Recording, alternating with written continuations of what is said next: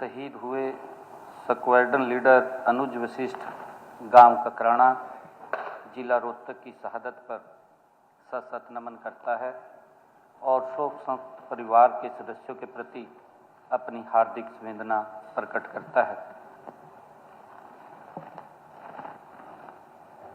शहीदों में आग हादसा यह सदन 7 मार्च 2026 को जिला जींद के शहीदों में एक फैक्ट्री में लगी भीषण आग में मारी गई 7 महिलाओं के दुखद एवं असामयिक निधन पर गहरा शोक प्रकट करता है। यह सदन शोक संतप्त परिवारों के सदस्यों के प्रति अपनी हार्दिक संवेदना प्रकट करता है।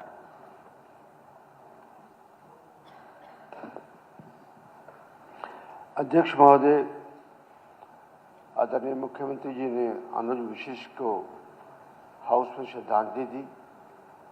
वो स्क्वाड्रन लीडर फाइटर प्लेन चलाता था और जंग उसकी बहुत होनहार थी और उसके पिताजी भी फौज में सूबेदार रहे और उन्होंने बच्चों को बड़ा होनहार बनाया। और कई बार ईश्वर की विडंबना होती है कि उसकी एंगेजमेंट हुई थी और वो लड़की भी एयरफोर्स में पायलट थी। तो हम सब मिलके उस हमारे शहीद को सभी श्रद्धांजलि देते हैं और अपने सभी अपोजिशन के सभी साथी भी मुख्यमंत्री जी के प्रस्ताव के साथ अपने आप को सम्मिलित करते हैं। माननीय सदस्यगण, माननीय मुख्यमंत्री जी ने इस सदन में जो शोक प्रस्ताव रखे हैं और उन पर अन्य दलों के सदस्यों ने जो अपनी संवेदनाएं प्रकट की हैं, मैं भी अपने आप को उनकी भावनाओं के साथ जोड़ता हूं और शोक व्यक्त करता हूं तथा परमपिता परमात्मा से प्रार्थना करता हूं कि वह उन सभी दिवंगत आत्माओं को अपने चरणों में स्थान दे। मैं इस सदन की भावनाओं को शोक संतप्त परिवार के पास पहुंचा दूंगा। अब मैं सदन में उपस्थित सभी सदस्यगणों, मीडियाकर्मी व अधिकारियों सहित तथा सभी दीर्घाओं में उपस्थित महानुभाव से विनती करूंगा कि उस महान आत्मा की शांति के लिए खड़े होकर 2 मिनट का मौन धारण करें।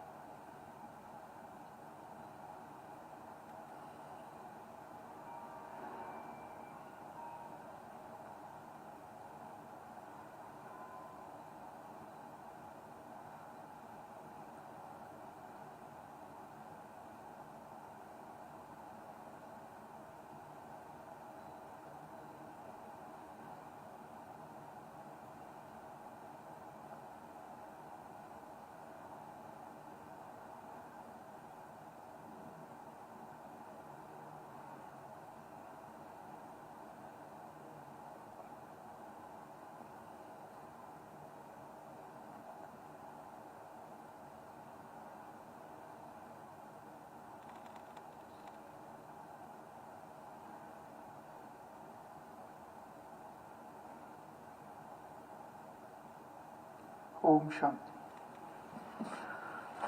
माननीय सदस्यगण,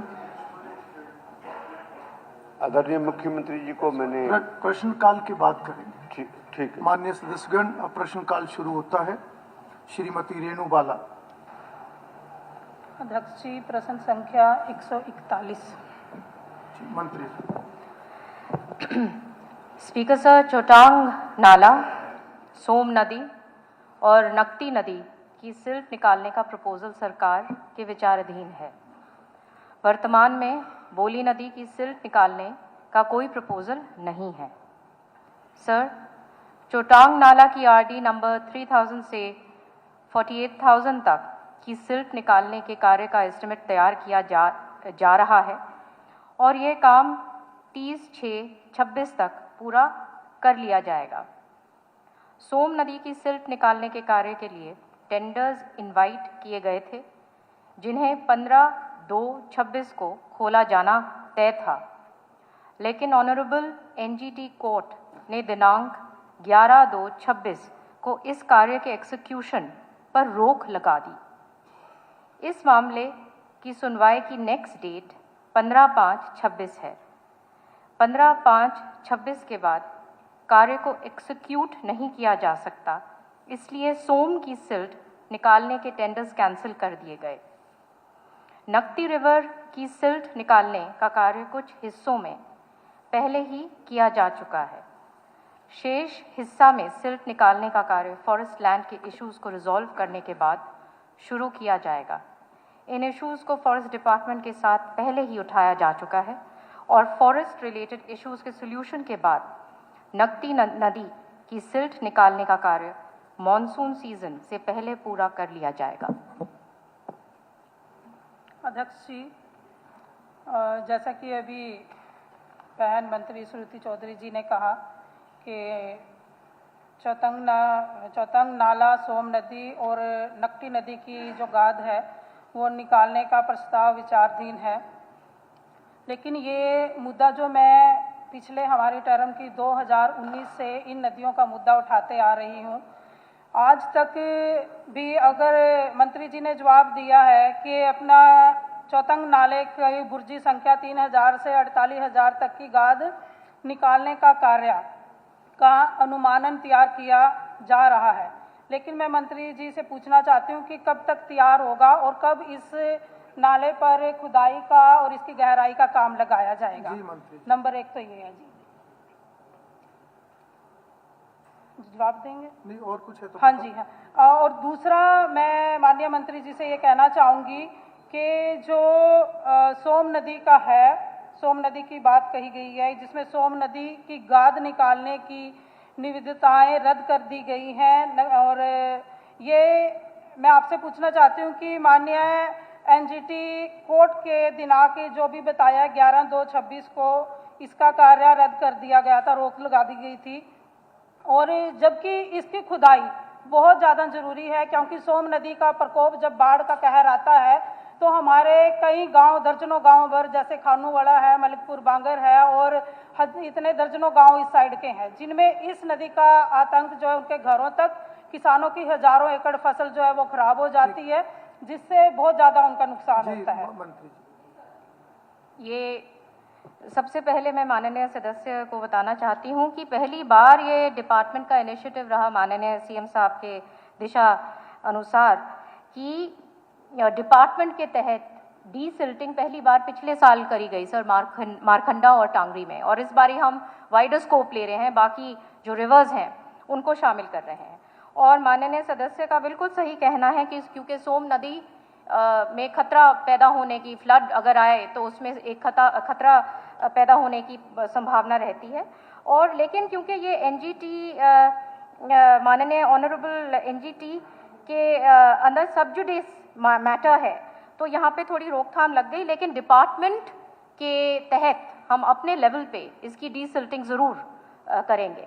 और मैं इसके लिए आपको बताना चाहती हूँ कि ये बात ज़रूर होगी। और जहाँ तक चौटांग नाला का जो सवाल है, इसका जो डीसिल्टिंग कार्य जो है वो 3.32 करोड़ की लागत से 30/6/26 में कंप्लीट हो जाएगा और इसका टेंडर 6 अप्रैल 26 को फ्लोट हो जाएगा। और जहाँ तक बोली नदी का जो सवाल है, क्योंकि अब तक जो इसकी जो इतिहास रहा है और अभी तक जो जॉइनिंग जो कनेक्टेड आबादी है और जो लैंड, जो एग्रीकल्चर लैंड है, अभी तक वहाँ पे ऐसा कोई थ्रेट नहीं आया, तो अभी बोली नदी को नहीं लिया गया। नकटी का जहाँ तक सवाल है, इसका पार्शली काम कंप्लीट हो चुका है और जो बाकी काम जो रहता है उसमें भी थोड़ी सी फॉरेस्ट क्लियरेंसेस की बात आई थी, उस पर भी डिपार्टमेंट काम तेज़ी के साथ कर रहा है और 30 जून 26 तक कंप्लीट हो जाएगा सर। चौधरी मामन खान, हो गया, बहुत डिटेल में आ गया जवाब। इससे मैंने ये क्वेश्चन भी उठाया जिसमें हमारे इस नकटी नदी को मंजूरी मिली थी, सढौरा में जो हमारी नकटी नदी पड़ती है उसके नदी के तटबंध को पक्का कराया गया था, लेकिन मेरी डिमांड ये रहती थी कि वहाँ पे मट्टी की एक पटड़ी बनाई जाए। 3 करोड़ का एस्टीमेट मंजूर करके वहाँ पे लगाया गया और कुछ ही दिन के बाद वो 3 करोड़ रुपया सरकार का मिट्टी में मिल चुका है, क्योंकि जो आपका जो जवाब था वो आ पटड़ी गया। बनाई गई अध्यक्ष जी सेपरेट वो क्वेश्चन तोड़ मत दी पुट गई करें अब आप। अधिकारियों चौधरी की मोहम्मद खान। सहमति से। सेपरेट क्वेश्चन, चलिए ठीक है, प्लीज बैठिए आप। मामन खान जी, आपका 142। जी मंत्री जी। अध्यक्ष जी, जवाब पटल पे रख दिया गया है। जी मामन जी। अध्यक्ष महोदय जी, आपके माध्यम से मैं मंत्री जी से 2 क्वेश्चन पूछना चाहता हूं कि मैंने पूछा था कि कितनी दवाइयां आपने खरीदी हैं 2023 से 25 तक और कहां-कहां से फंड आया है, और हॉस्पिटल में जो ये दवाइयां खरीदी गई हैं टेंडर से खरीदी गई हैं, कोटेशन से खरीदी गई हैं। तो मैडम ने जवाब दे दिया कि हमने ये कोटेशन से खरीदिया।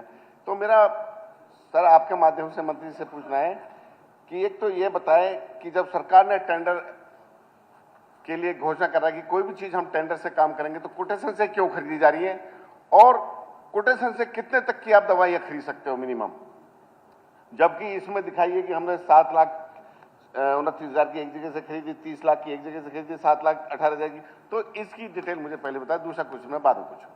नहीं साथ ही पूछ लो। नहीं सर, साथ ही पूछ लो। जवाब देना जी मंत्री। अध्यक्ष जी, हम लोकल परचेज ही कोटेशन बेसिस पे करते हैं, और कोटेशन बेसिस और लोकल परचेज तभी होती है क्योंकि बाकी हम सब टेंडर लगाते हैं HMSCL के थ्रू।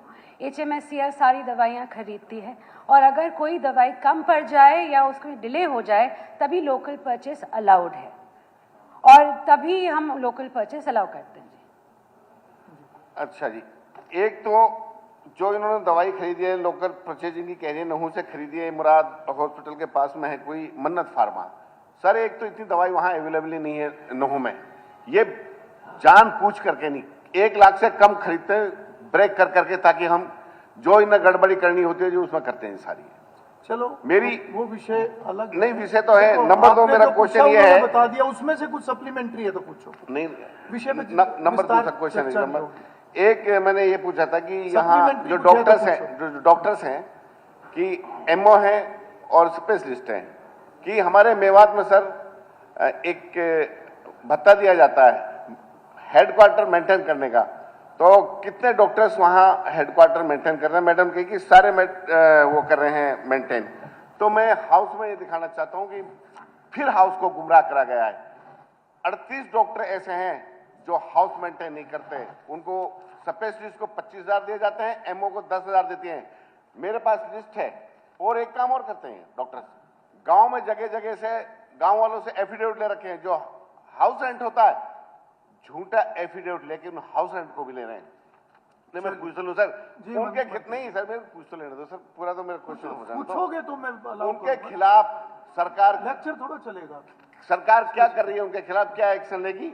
मेरा ये क्वेश्चन है। और एक चीज और है, एक बायोमेट्रिक का था सर इसी में, कि मैडम डॉक्टर से जितने उनकी किसी की डॉक्टर्स विद स्टाफ कोई भी अटेंडेंस बायोमेट्रिक से नहीं लगता, ना कोई सैलरी बायोमेट्रिक से लगती। उनके खिलाफ एक्शन क्या लेगी सरकार, क्या मंत्री जी एक्शन लेगी, ये बताया जाए मुझे। जी हेल्थ मिनिस्टर। अध्यक्ष जी, सबसे पहले तो हाउसिंग के बारे में मेरे पास एक चिट्ठी है यहाँ पे, जहाँ अलाउ किया जाता है कि जो मंडीखेड़ा में जो डॉक्टर रहते हैं उनको अलाउड है कि वो या तो गुरुग्राम में या रेवाड़ी में रह सकते हैं और फरीदाबाद में, इन तीनों में अलाउंस है पहले की।